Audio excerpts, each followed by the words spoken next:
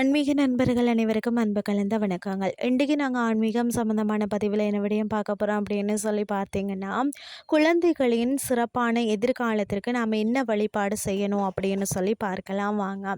சிறியவர்கள் முதல் பெரியவர்கள் வரை அனைவருக்குமே சனி பெயர்ச்சியால் பாதிப்புகள் உண்டாகும். நல்ல பலன்களை தந்தாலும் தராவிட்டாலும் சனீஸ்வர பகவானை நாம் முழு மனதோடு வழிபாடு செய்தோம்னு சொன்னால்தான் அவரின் அருளால் நல்ல வாழ்க்கை நமக்கு அமையும். யாரொருவர் சனீஸ்வர பகவானை தொடர்ச்சியாக வழிபாடு செய்கிறாங்களோ அவங்களுக்கு தான் நேர்மையான எண்ணம் தோன்றும், சிறந்த உழைப்பாளியாக இருப்பாங்க, யாரையும் கஷ்டப்படுத்தாமல் கஷ்டப்பட்டு முன்னேறக்கூடிய ஆற்றல் அவர்களுக்கு உண்டாகும். அப்படிப்பட்ட சனீஸ்வர பகவானை எப்படி வழிபட்டால் குழந்தைகளின் எதிர்காலம் சிறப்பாக இருக்கும் என்று சொல்லித்தான் இன்றைக்கு நாங்கள் ஆன்மீகம் சார்ந்த பதிவில் பார்த்து தெரிஞ்சு கொள்ளலாம் வாங்க. ஒவ்வொரு பெற்றோர்களுக்கும் அவர்களின் குழந்தைகள் சிறப்பாக வளரணும்னு தான் ஆசைப்படுவாங்க. நன்றாக படிக்கணும், அவர்களின் எதிர்காலம் நல்லபடியாக இருக்கணும் என்ற கனவுடன் தான் இருப்பார்கள். அதற்காக பலவிதமான முயற்சிகளையும் மேற்கொள்வார்கள். ஆனால் ஒரு சில குழந்தைகளுக்கு அவர்களின் ஜாதகத்தில் இருக்கக்கூடிய கிரக நிலையால் எவ்வளவு முயற்சி செய்தாலும் நன்றாக படிப்பதோ அல்லது பெற்றோர்களின் சொல் பேச்சு கேட்டு நடப்பதோ இது மாதிரி போன்ற விஷயங்கள்ல எல்லாம் பிரச்சனைகள் உண்டாகும். அப்படிப்பட்ட பிரச்சனைகளுக்கு சனிக்கிழமையில சனீஸ்வர பகவான வழிபாடு செய்யும் முறையை பற்றி நாம பார்க்கலாம்.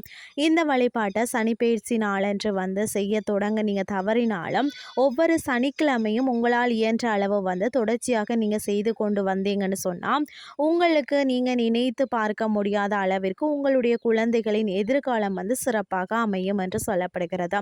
அதற்கு அருகில நவக்கிரகங்கள் இருக்கக்கூடிய ஆலயத்திற்கு நீங்கள் செல்லுங்கள். அங்கு ராகு காலம் எமகண்டம் நேரத்தை தவிர்த்து மீதம் இருக்கக்கூடிய எந்த நேரத்தில் வேண்டுமானாலும் இந்த வழிபாட்டை நீங்கள் செய்யலாம். ஆலயத்திற்கு செல்லும் பொழுது சனீஸ்வர பகவானுக்கு கருப்பு நிற துணி அல்லது கருநீல துணியை வாங்கி கொண்டு போங்கள். அவருக்கு வஸ்திரம் சாத்துவதற்கு எவ்வளவு நீளம் வேண்டும் என்பதை கேட்டு நீங்கள் வாங்கி கொண்டு போகலாம். அதே போல பார்த்தீங்கன்னா சனீஸ்வர பகவானுக்கு கருங்குவளை மலர்கள் என்பது மிகவும் பிடிக்குமாம். இந்த கருங்குவளை மலர்களையும் வாங்கி கொடுத்து சனீஸ்வர பகவானுக்கு சாற்ற சொல்ல வேண்டும். அடுத்ததாக அன்றைய தினம் அவருக்கு எல் தீபம் ஏற்றி வழிபாடு செய்யுங்கள். ஒருவேளை ஆலயத்திற்கு சென்று வழிபாடு செய்ய முடியலன்னு சொல்லி நினைச்சிங்கன்னா வீட்டிலேயே இது எளிமையான முறையில் வழிபாடு செய்யலாம்.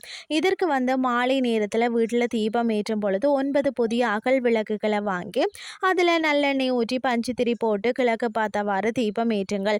இந்த தீபத்திற்கு முன்பாக கருப்பு எள் உருண்டை நைவேத்தியமாக வைத்து வழிபாடு செய்வதன் மூலம் சனீஸ்வர பகவானின் அருளோடு மட்டுமில்லாமல் நவக்கிரகங்களின் அருளையும் உங்களால் பரிபூர்ணமாக பெற முடியும்.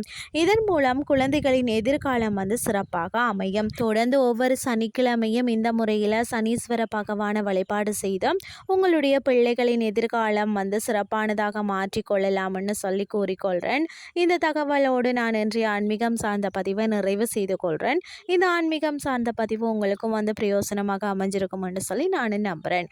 இதே மாதிரி இன்னும் மற்றும் ஒரு ஆன்மீகம் சார்ந்த பதிவோடு உங்களை சந்திக்கிறேன். நன்றி.